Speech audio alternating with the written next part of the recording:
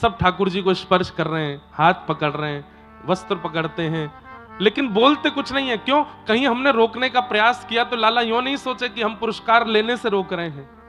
बस कई बार ऐसा होता है ना कि व्यक्ति शब्द प्रकट नहीं करता, लेकिन अपने चेहरे के आव भाव से सामने वाले को समझाने का प्रयास करता है कि मैं नहीं चाहता कि तुम जाओ।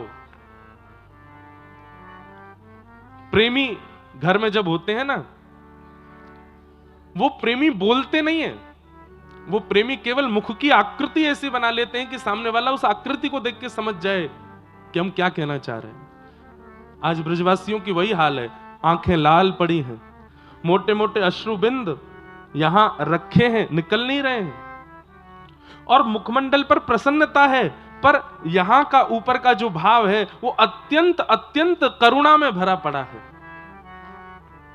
और सब मानो बिन बोले बोल रहे हैं कि कन्हैया हमें छोड़ के मत जावे।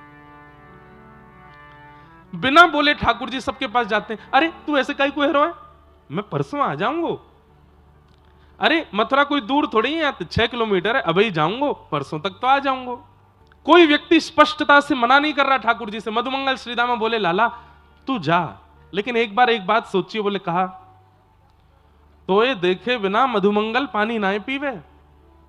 वो सुबह उठते ही तेरे घर आवे और घर आके जब तो को देख लेना, वहां के बाद पानी पीवे, जलपान करे, तू चलो जाएगो, परसों तक बेचारो कैसे जीवेगो।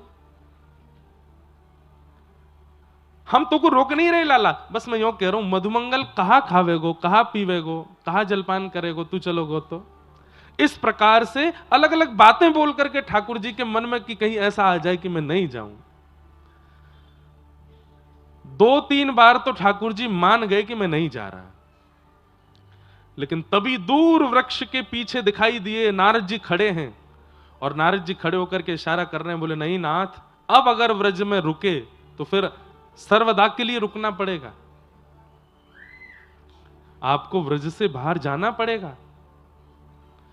केवल चंद व्रजवासियों का भला चाहते हैं तो यहां रुकिए, लेकिन पूरे ब्रह्मांड का भला चाहते हैं तो आपको आगे की लीला करनी पड़ेगी, मथुरा जाना पड़ेगा, महाभारत का युद्ध कराना पड़ेगा, 16,108 ब्याह करके द्वारिका बसना पड़ेगा, बहुत क्रियाएं करनी है ठाकुर जी, उसके लिए व्रज से निकलना पड़ेगा।